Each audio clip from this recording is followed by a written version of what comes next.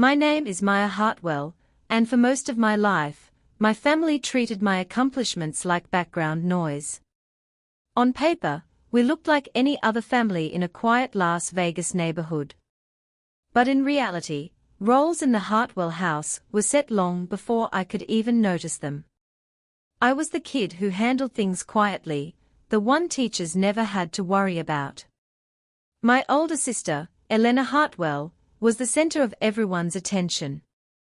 Whatever she had going on, a game, rehearsal, or obsession, the week bent around her schedule. My younger brother, Liam Hartwell, was the comic relief. He could do almost anything and charm his way out of trouble. My mom, Claire Hartwell, liked to joke that she had a star, a helper, and a comedian. I was the helper. My dad, Greg Hartwell, worked long hours and came home ready to hear about Elena's latest big thing. I quickly learned that if I wanted any attention from him, I had to wait until she finished talking. It started with small things. I'd bring home a project I was proud of, only for it to be pushed aside because Elena had a tournament coming up.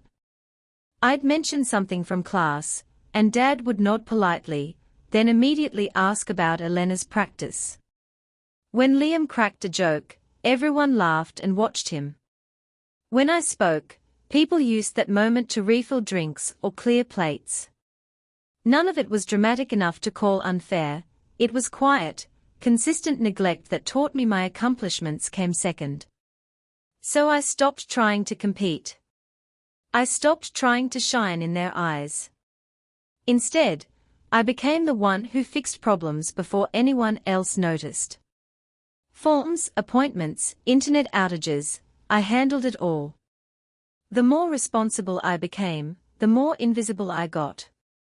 They loved the results, not the person behind them. By high school, I rarely shared anything unless a teacher forced my parents to attend a conference. Elena was 3 years older, and her world always had an audience. Coaches, choir directors, even neighbors spoke about her with excitement. Liam's jokes were legendary. And me? I stayed in the background, quietly solving problems and letting their worlds shine. Then one day, something changed. A small email landed in my inbox from a committee I had never heard of. It asked for information about a project I had worked on quietly with my team. I answered and went back to work. Weeks later, another email said I had been shortlisted for a national award. I didn't tell my family. I already knew how the conversation would go. Finally, the official invitation arrived. The ceremony date, the venue, and the fact that it would be broadcast live were all spelled out clearly. My name, Maya Hartwell, was tied to something that couldn't be minimized or ignored. For the first time, I had a moment that belonged to me alone, whether my family cared or not. I stared at the email, imagining empty chairs with my parents and siblings somewhere else, oblivious to the spotlight I had quietly earned. A spark of defiance lit inside me.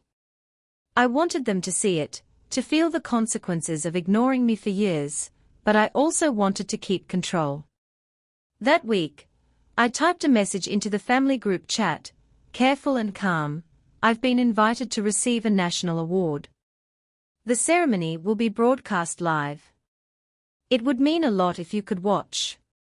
The typing bubble flickered. Then my sister Elena replied first. She laughed at the text, dismissed it as a stupid award, and said she was going to a concert instead. A moment later, my mom chimed in, then my dad added, "Don't blame us if we don't go." Like my biggest night, was just another errand they didn't want to run. I read their messages twice. I didn't argue, didn't explain what the award meant, didn't tell them how many people would be watching. I just typed one word, "All right." And I placed my phone face down. That simple decision, choosing my own reaction over theirs, would change everything. The week leading up to the ceremony felt surreal. I had spent years in the shadows, fixing problems quietly, letting others take the credit or attention. And now, for the first time, all eyes would be on me. Not just the people in the room, but potentially millions watching on live television. I kept replaying the family chat in my head, Elena laughing, Mom chiming in, Dad brushing it off. That scene fueled something deep inside me, a mix of nerves and a fierce sense of control. I spent evenings at my apartment quietly planning. I made lists of what to pack, double-checked travel details, and confirmed my schedule down to the minute. Every decision was mine. For the first time, no one could dictate my day, my appearance, or my choices. I called my mentor, Dr. Nina Caldwell, to let her know I'd received the official invitation. Nina had been the first person outside my immediate team to recognize my work. She had always seen the hours, the tiny improvements, the quiet problem-solving that I did with no audience. "Maya, this is huge," she said over the phone. Her voice held that rare combination of warmth and authority that made you believe anything was possible. "You've earned this. Don't let anyone dim it, not even your family." I hung up and stared at my reflection in the mirror. Who was I, really, when my name finally mattered to anyone but me? In years past, I'd hidden behind routines, behind quiet competence, behind the predictable patterns of life in the Hartwell house. I had never sought the spotlight, it had rarely, if ever, sought me. But now, it was unavoidable. Packing became a ritual. The award invitation had specified formal attire, and I had selected a dark, elegant dress that hugged but didn't flaunt. A stylist helped pin the final folds into place, and I barely recognized the woman in the mirror.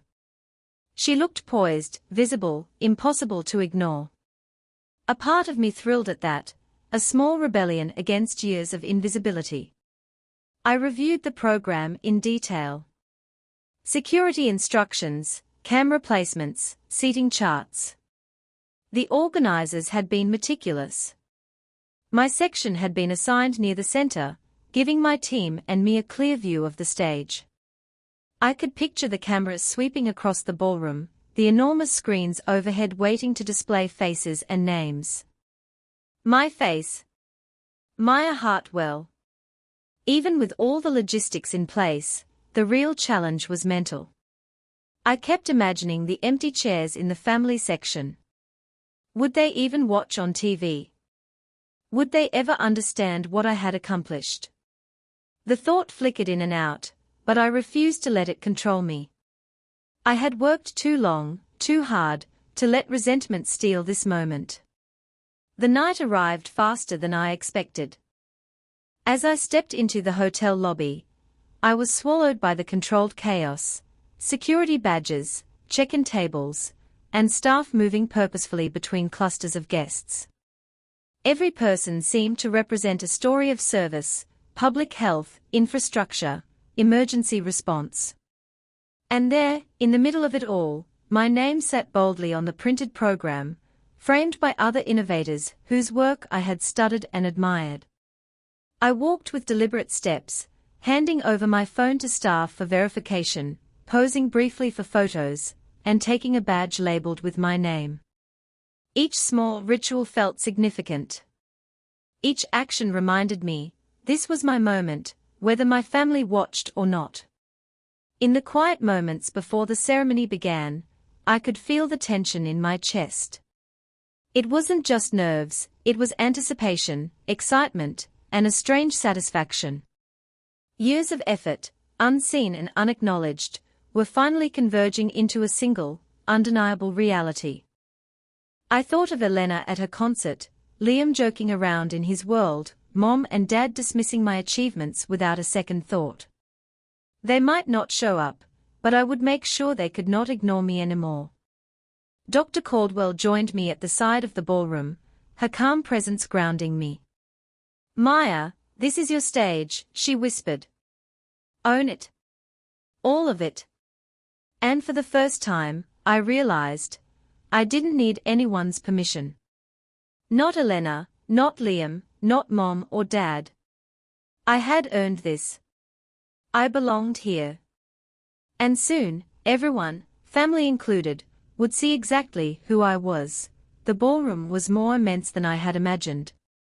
Round tables filled the floor, each with small cards marking seats, while 3 enormous screens hung above, ready to display faces and names. Lights glimmered off the chandeliers, casting the room in a soft glow that made the space feel both grand and surreal. I walked slowly, taking it all in, the murmurs of anticipation, the rustle of programs, the subtle nervous energy that seemed to buzz in the air. I clutched my badge and stepped toward my assigned table, where Dr. Nina Caldwell and a few members of my small team were already seated. Their wide eyes and quiet smiles were a comforting anchor. None of them had ever expected this moment to be televised, none of them had grown up under the harsh weight of being overlooked. And now, here we were, a group of unsung problem solvers in the middle of a room full of innovators. I could feel my heartbeat in my throat as the ceremony began. Speeches from officials who had spent decades in public service filled the room. They spoke about dedication, invisible work, and the quiet heroes who kept cities alive and functioning. I listened carefully, half in awe, half detached, trying to anchor myself to the fact that this was really happening. And then, the category for emergency services innovation came up. My pulse jumped. The screens flickered, and a short video played, dispatches at consoles, crews weaving through traffic, satellite images of the city grids at night. A narrator explained the routing software we had designed, the system that shaved precious seconds off response times and saved lives. I could feel the subtle gasp from the audience, but I forced myself to stay calm. Then came the moment I had been waiting for. The narrator said my name clearly, Maya Hartwell. Just like that. My team elbowed me gently, their eyes sparkling, and I realized it was happening. My name was out there, live, on screens across the room and across the city. I felt a surge of pride that I had never allowed myself to feel in front of my family. When the host invited me to the stage, I walked carefully, my steps measured. It felt surreal, almost like moving underwater, the applause washing over me in waves. Lights made the edges of the room fade into obscurity. For the first time, I was the center of attention, fully visible, fully acknowledged. I accepted a glass plaque, caught in the stage lights, and shook the hand of an official whose title I knew, but whose face seemed oddly abstract in that moment. A photographer captured the exact angle where I smiled, not fully believing any of this was real. In the back of my mind, I pictured my family. Elena at her concert, laughing and singing along, oblivious. Liam joking with friends. Mom and Dad distracted, missing the moment. And yet, on the screens in front of thousands of strangers, my face appeared with my name boldly displayed. Recognition didn't require their approval. It didn't depend on their presence. When I returned to my table, the applause continued for other honors, but for me, the feeling lingered. Something had shifted. I had always been the invisible one, the quiet fixer, the helper behind the scenes. But tonight, my work, my effort, my name, all of it was undeniable. The world had seen me, even if my family hadn't. As the night unfolded, other awardees took their places, and I watched each story, each achievement, with a strange blend of empathy and pride. I realized that the hard work, the sleepless nights, the endless debugging, and problem-solving had led me here, not a flashy performance, not a dramatic display, but persistent, quiet excellence. And somewhere far away, my family might be seeing it for the first time, not just the award, not just the moment, but the reality of who I had always been. The girl they overlooked, the one they underestimated, the one who had quietly built something remarkable. By the end of the night, I felt a strange liberation. This wasn't just an award. It wasn't just recognition. It was proof that even if people ignore you, your impact can still be visible, undeniable, and meaningful. Back at my apartment later that night, I finally allowed myself to check my phone. The quiet hum of the city outside made the small glow of the screen feel almost intimate, like a window into a world that had finally acknowledged me. Notifications stacked higher than I expected, messages, emails, alerts from news outlets, and at the very top, the family chat. I tapped it open cautiously. The thread was a mess of chaos, a stark contrast to the calm and precision I had lived with for years. Elena's texts came first, short bursts of surprise and exclamation points, as if she were writing a script for someone else to read. She described clips she had caught of the live broadcast, her messages pinging faster than I could scroll. Then came Mom's frantic blocks of text, detailing screen sizes, camera angles, and her shock that strangers had recognized me before she ever did. And Dad chimed in with questions about reporters, the local news, and how people might find out where we lived. Even Liam, who normally floated through life untouched by responsibility, had joined in. His messages were a mix of bewilderment and pride, as if he were seeing me for the first time. I read every word slowly, savoring the realization that their attention, something I had spent years trying to earn, was no longer something I needed to beg for. They had ignored me for years, dismissed my achievements, and prioritized Elena's performances over my accomplishments. Now, they were scrambling to catch up, and I didn't have to help them. Screenshots from news clips and social media posts flooded in. I could see the feeds, my face on television, my name displayed boldly, the plaque I had accepted shining under stage lights. Strangers online were tagging my work, commenting on the impact of the routing system, praising the software that had shaved precious seconds off emergency response times. Somewhere, across town, my family's favorite concert venue continued as normal, but the spotlight had already found me. I leaned back in my chair and let the moment settle. This wasn't just about recognition. It was about control, visibility, and choice. For the first time, I could decide who got access to my life and who didn't. My family's scramble, their frantic messages, were almost entertaining in their intensity. They had finally seen what I had been doing all along, but they hadn't earned it. They were reacting, catching up, not leading the story. The next morning, the thread had exploded further. Family, friends, distant relatives, neighbors I hadn't spoken to in years, all chimed in with congratulations, shares, and questions. My parents were tagging each other in clips, asking if this or that reporter could interview them.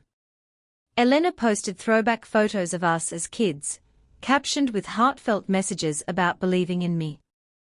I scrolled past most of it, taking screenshots to archive, but refusing to engage directly. I realized then that attention, when forced or delayed, wasn't actually meaningful to me. It was nice to see their shock, to notice their scrambling pride, but it didn't validate my life or my work.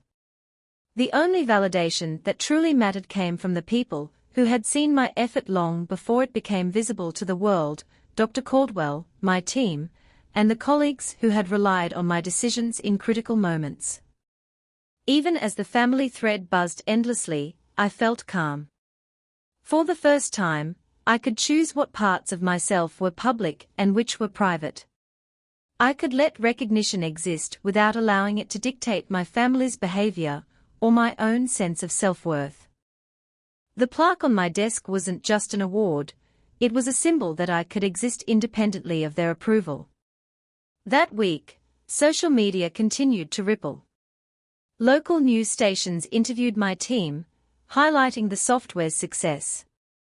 Articles praised the city's improved emergency response times.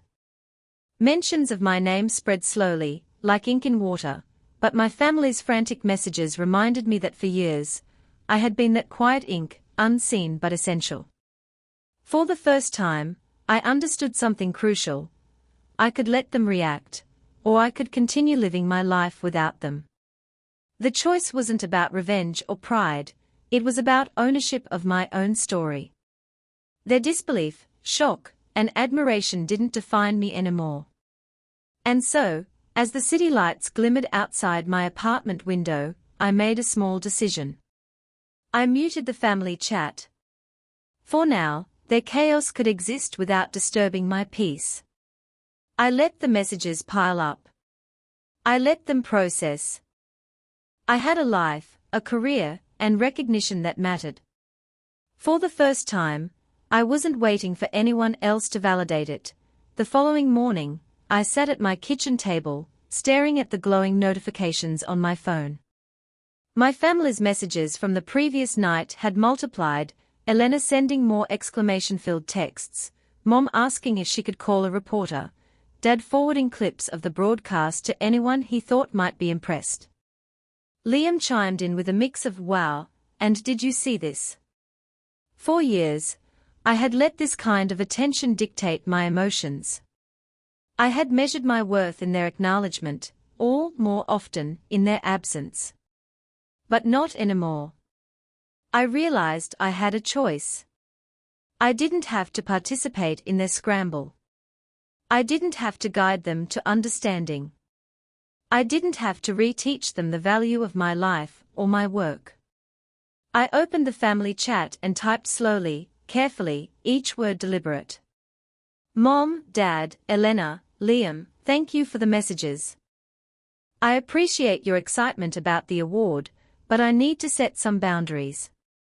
I will not be participating in interviews or public discussions about our family life. Any story I choose to tell will focus on my work and the people who depend on it. Please respect that. I paused, letting my fingers hover over the keyboard, imagining the reactions. My heart raced, not from fear, but from the power of finally saying what I needed to say. Then I continued, I will not answer questions about my childhood, my personal relationships, or any family dynamics. If reporters reach out, I hope you will be honest and not try to spin a narrative for public consumption. My work and its impact are what matter, not the drama you might want to create around it. I am happy to celebrate my accomplishments privately with you, but only on my terms. I hit send and immediately muted the thread. I knew the messages would still arrive, they always did, but my notifications would no longer pull me into the chaos. For the first time, the family could exist on the other side of a barrier I had built. Almost immediately, the reactions started pouring in. Elena fired off a string of messages, her tone clipped, accusing me of being dramatic and ungrateful. Mom tried to argue, Dad attempted to rationalize, and Liam sent a single confused emoji, unsure which side to take. I didn't reply. I let them speak into a void I controlled. Their voices, once so powerful in shaping my sense of self, no longer held sway. In that silence, I felt something shift. For years, I had defined myself by their awareness, by their attention. Every win had been measured against Elena's performances, Liam's antics, Mom's jokes, Dad's dismissals. Now, their reactions were irrelevant. The recognition I had earned, the lives I had impacted, the long nights spent debugging and problem-solving, it all existed independently of them. I turned my attention to the tangible reminders of my work, the plaque from the award, the emails from grateful colleagues, the messages from strangers whose lives had been affected by the routing system. These were my victories. These were the markers of my effort, my intelligence, and my persistence.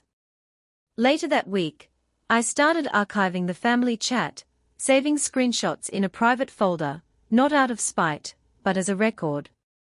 A record of the distance I had maintained, the boundaries I had drawn, and the clarity I had gained.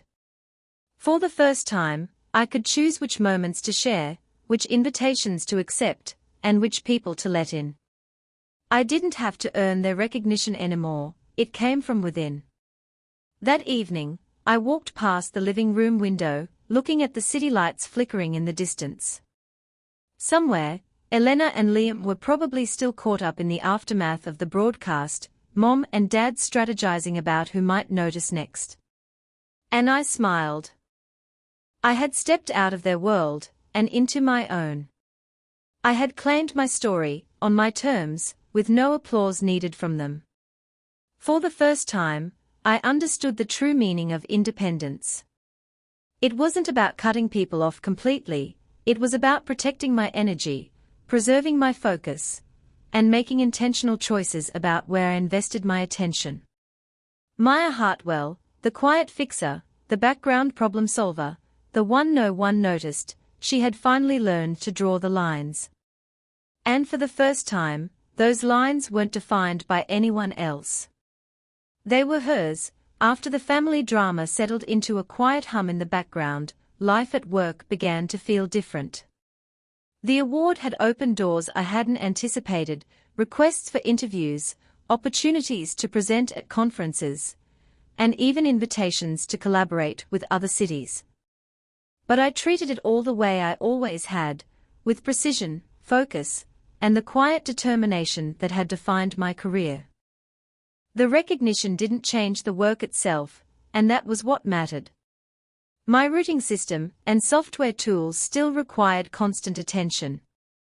Calls came in late at night. Ambulance crews depended on the accuracy of my calculations. Every second counted.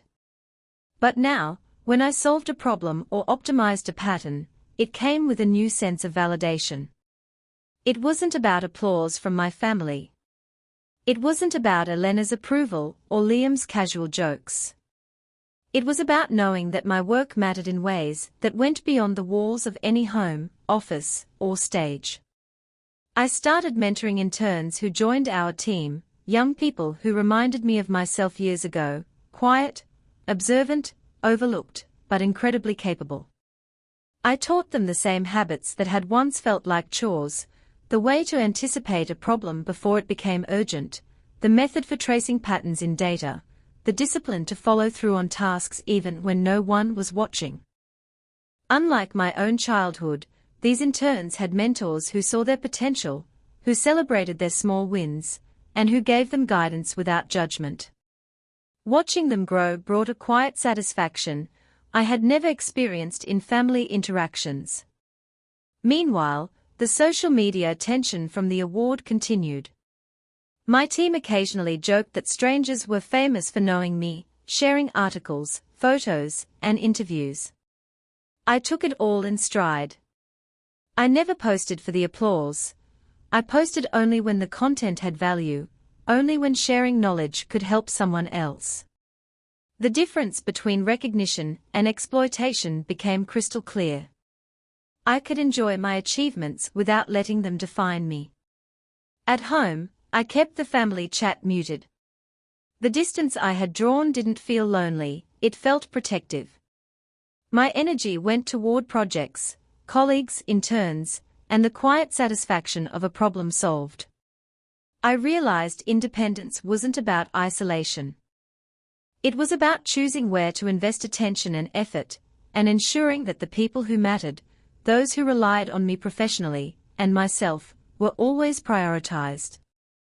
One afternoon, a small incident reminded me why this approach mattered.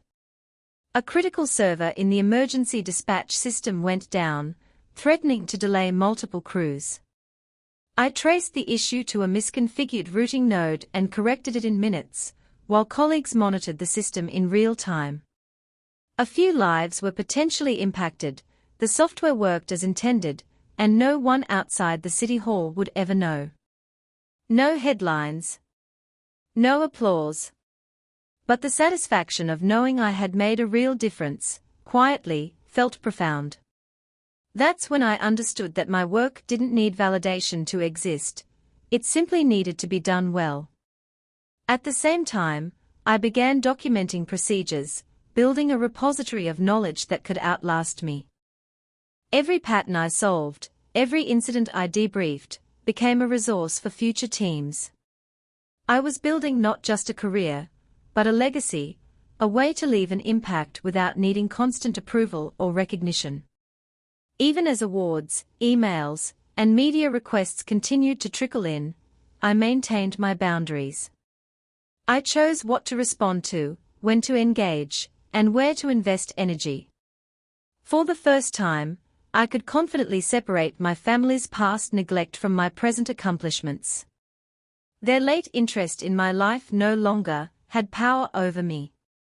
My story, my achievements, my work, all of it belonged to me. In those quiet moments, I realized that independence was more than physical or professional. It was emotional. It was about choosing focus over chaos, clarity over drama, and control over distraction. I had earned my place, not in my family's eyes, not through their validation, but in the lives I touched and the work I created. And that was enough. Months had passed since the award ceremony, and life had settled into a rhythm I had never known before. My work continued to demand focus, and I embraced it with a quiet pride. The routing system had become smoother, more efficient, and more reliable.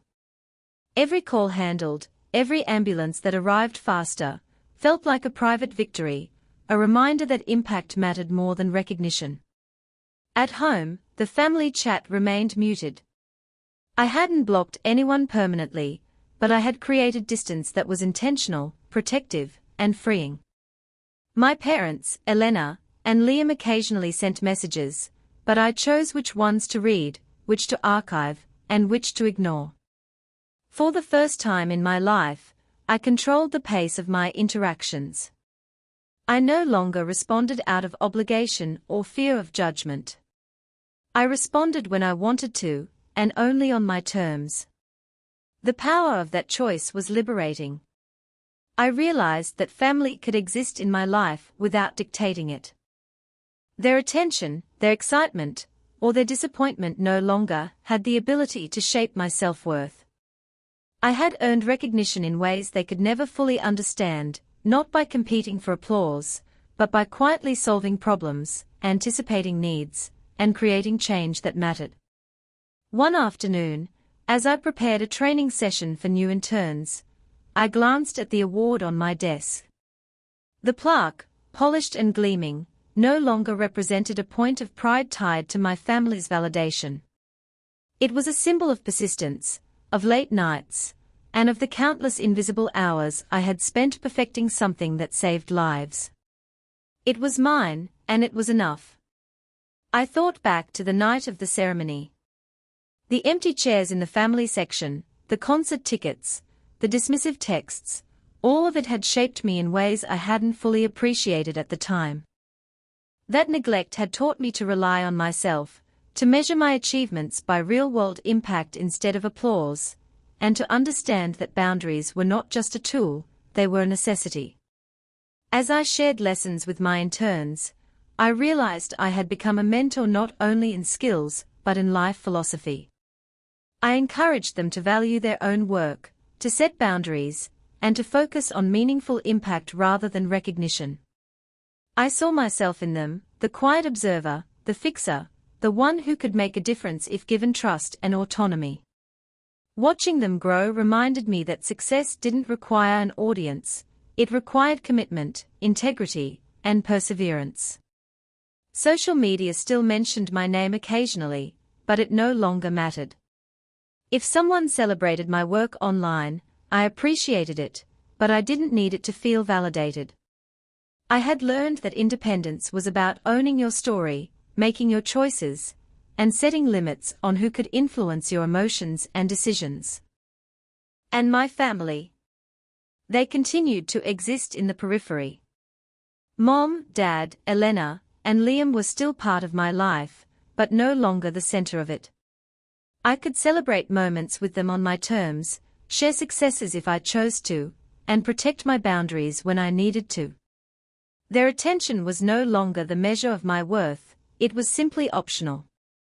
Looking back, I realized that my journey wasn't about proving myself to anyone but me.